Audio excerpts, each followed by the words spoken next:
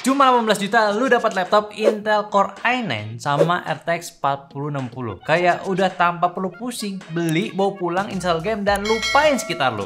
Ini laptop menarik banget. Jadi inilah Acer Nitro V15 Special Edition yang dengan SKU ANV15-51. Laptop gaming entry levelnya Acer yang sebenarnya ini nggak bisa dibilang entry lagi karena speknya itu udah lumayan ganas. Dan emang udah dites juga di beberapa tes itu kita ya lancar semua lah gamenya. Ya emang Acer Nitro V itu lagi seksi-seksi banget di tahun kemarin. Ya emang harganya terjangkau, cuma nggak nanggung-nanggung kasih spek. Kayak emang ini udah jadi salah satu jualan terlarisnya Acer sekarang ini sih. Karena emang kalau lihat dari price range-nya itu sebenarnya udah mulai jarang spek kenceng tapi nggak lebih dari 20 juta. Dan gua inget banget di era i7 dan juga RTX 2060 aja itu pernah di rata-rata 20 jutaan dulu ya. Sekarang akhirnya udah ada lagi nih yang lebih masuk ke kantong kalian. Cuma satu nih. Ini kenapa logo putihnya ini terlalu gede banget gitu. Kayak baru ngeh gue sama laptop yang satu ini. Biasanya kan cuma logo Acer doang tuh pas baru nyala. Ya tapi nggak apa-apa juga, cuma logo doang kan. Dan ya udah langsung aja cek tes benchmark laptop ini yang sebelumnya buat speknya. Laptop ini tuh adalah pakai Intel Core i9 Gen 13 13900H dengan konfigurasi 6 P-core, 8 E-core dengan total 20 thread. Boot performance-nya itu di 5,4 GHz dan PBB-nya di 45 Watt dengan iGPU-nya Intel Iris Xe grafik dengan 96 executing unit. Kalau untuk discrete-nya, dia udah punya Nvidia GeForce RTX 4060 laptop GPU dengan max graphic power-nya di 75 Watt. Dan untuk RAM-nya udah ready 16 GB DDR5 5200 MHz. Serta untuk storage sendiri udah terpasang 512 GB PCIe Gen 4 punya. Ya udah jelas kan kayak gimana speknya. Dan kekurangannya pun juga sangat-sangat minor, yaitu storage-nya masih belum 1 TB. Tapi kan 512 GB mah udah awalan yang udah bagus gitu, udah cukup. Dan di laptop ini pun juga masih ada slot ekspansinya juga lagi. Jadi nggak usah tuker, tambah aja di sampingnya. Tapi info aja yang gue dapat dari webnya, ini kayaknya additional slotnya itu cuma ready di PCIe Gen 3 aja ya. Nah langsung aja buat hasilnya di Cinebench R15 dapat single di 243 dan multinya di 2800-an. Cinebench R24 single itu di 1681 dan multinya itu di 14 ribuan, hampir 15 ribu. Dan 3D Mark V Strike-nya itu dapat di 21 ribuan dan time spy-nya 9500-an, sedangkan untuk port royal-nya di 5143. Dan untuk PC Mark 10 udah lewat banget, hampir 7000 poin, ini bagus banget buat multitasking. Dan untuk SSD-nya punya speed di Crystal Disk Mark di 4900-an dan 3700-an untuk read dan write-nya. Sekaligus juga untuk gamenya dari yang simple aja, dari game e-sport, CSGO itu bisa dapat rata-rata di 211 FPS. Terus Valorant juga bisa dapat di 300-an FPS dan Dota pun di 102 FPS. Dan itu semua di settingan rata kanan ya. Dan lu bisa dapetin FPS lebih tinggi lagi kalau mau di settingan lowernya.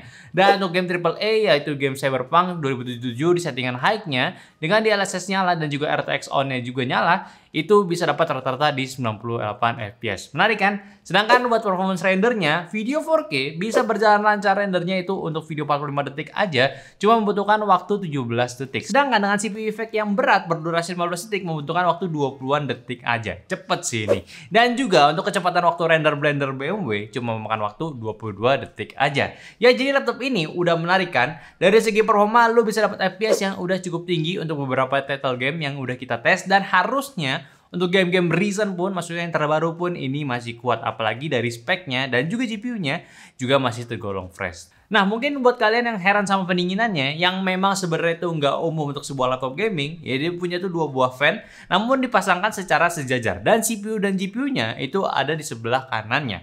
Dan ini pun sebenarnya masih di kategori aman ya. Kita udah sempat tes stress test CPU suhunya, itu bisa sempat mentok di 93 derajat Celcius, namun rata-rata dia itu bisa nahan di 73 derajat Celcius. Sedangkan untuk saat idle-nya, laptop ini cuma membutuhkan di 47 derajat Celcius aja.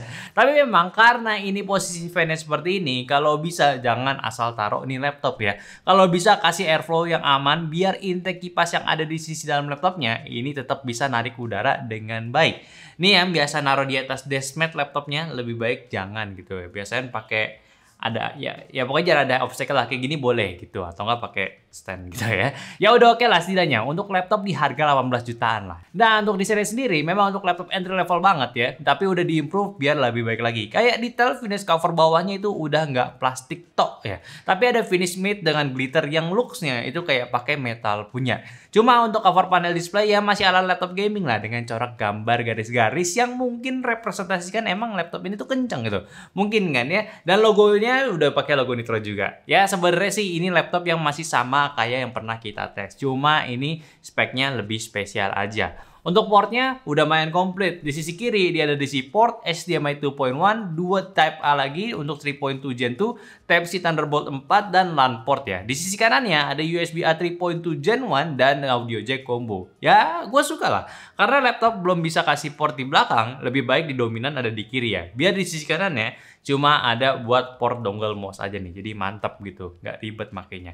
Kalau keyboard dia itu full size punya dengan numpad dan ada shortcut untuk Acer Nitro Sense-nya. Dan untuk backlit-nya dia itu punya warna putih dengan 3 step brightness, serta untuk touchpad-nya pun juga udah memiliki ukuran yang aman untuk sebuah laptop gaming. Oh ya, untuk layar, laptop ini punya ukuran di 15,6 inci dengan panel IPS, resolusi Full HD di refresh rate 144Hz, brightness-nya 250 nits, dan untuk akurasi warna di 45% NTSC. Ya memang, untuk display dia itu belum gunain rasio 16:10. Tapi untuk penggunaan main game, gua rasa ini bukan sebuah masalah. Apalagi untuk content creating yang walaupun dia belum 100% sRGB, bukan suatu masalah juga sih untuk lo pakai di laptop ini ngedesain sesuatu di laptop Acer-nya. Sama sedikit bahas juga untuk webcamnya, dia udah punya posisi di atas dengan resolusi 720p ya.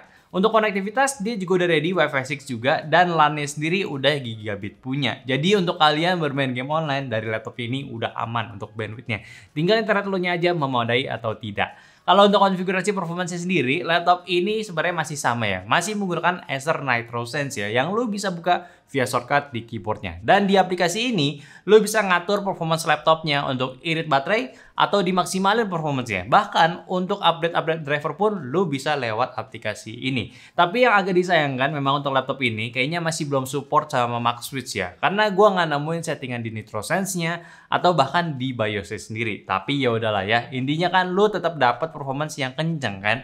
Lo bisa nikmatin teknologi RTX-nya yaitu si DLSS 3.5 frame generation yang jadiin lo bisa puas main game dengan FPS yang lebih tinggi gitu. Cuma memang untuk kapasitas baterai sendiri ini tergolong tidak besar. Di laptop ini punya kapasitas hanya di 57 Wh aja. Yang pasti kayak lo diwajibin bawa charger all the time ya, kayak untuk keperluan heavy task-nya. Ya sewajarnya seorang gamer lah ya yang bawa notebook itu harus bawa charger juga gitu. Dan emang sepengalaman kita testing laptop ini tetap laptop yang sangat menarik. Apalagi yang memang budgetnya mepet tapi pengen dapat performance gede, mungkin lu bisa consider ambil ini. Ya memang kalau dari segi bobot ini standar laptop gaming banget, apalagi yang lu biasa bawa charger bareng ya pasti ini bukan termasuk laptop yang sangat ringan. Tapi menurut gue sih ini wajar aja, apalagi lu pengen dapat spek kencang di rata kanan kan, ya kan? Plus satu lagi yang gue perlu sampein yaitu soal speaker. Dia ini not the best speaker ever ya, apalagi ini laptop entry level aja. Cuma dia bisa ngasih suara yang bisa ngalahin suara fan-nya saat di mode maksimumnya. Kayak, weh kok bisa gitu tetap denger suara jelas di laptopnya ini ya? Kalian dengar aja lah. By the way ini speakernya juga udah standar di TSX ya.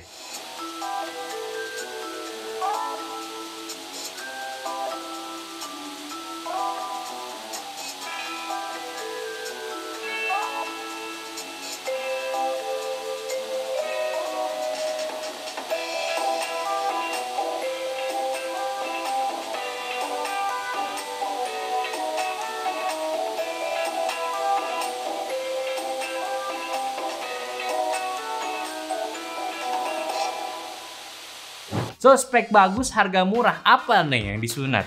Ya beberapa hal yang sebenarnya nggak jadi deal breaker, tapi harus kalian ketahui aja nih.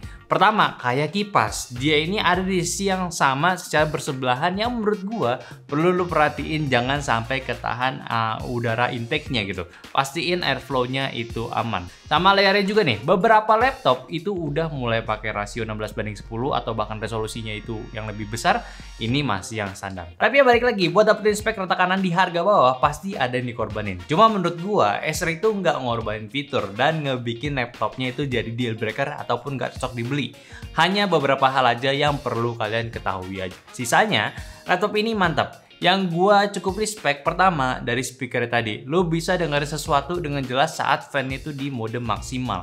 Beberapa laptop masih belum bisa nih. Dan upgradability-nya ini sangat menarik dan gak pelit. Bahkan ya, slot SSD tambahannya itu dikasihnya slot M.2 PCIe Gen 3. Kan lumayan dibanding dikasih yang masih SATA punya. Intinya, lo mau main game kan? Ya ini laptopnya. Bisa lo lirik sekarang juga. Ini laptop masih fresh juga. Hadir telat untuk memberikan yang lebih baik. Plus tetap punya garansi komplit. Ada Acer Priority Care juga. So gimana menurut kalian? Oke, mungkin aja lah pembahasan gue dari Acer Nitro V15. Tolong bantu share video ini ke teman-teman kalian lagi butuh informasi laptop heavy gaming dengan harga yang sangat-sangat terjangkau dan spek rata kanan gitu ya. Jangan lupa kasih pendapatnya di kolom komentar sama like video ini kalau kalian suka, dan follow semua sosial media kita yang ada di Instagram, TikTok, Facebook, Discord, yang semua linknya ada di deskripsi. Dan yang terakhir, sampai jumpa di video nyantai selanjutnya. Bye bye.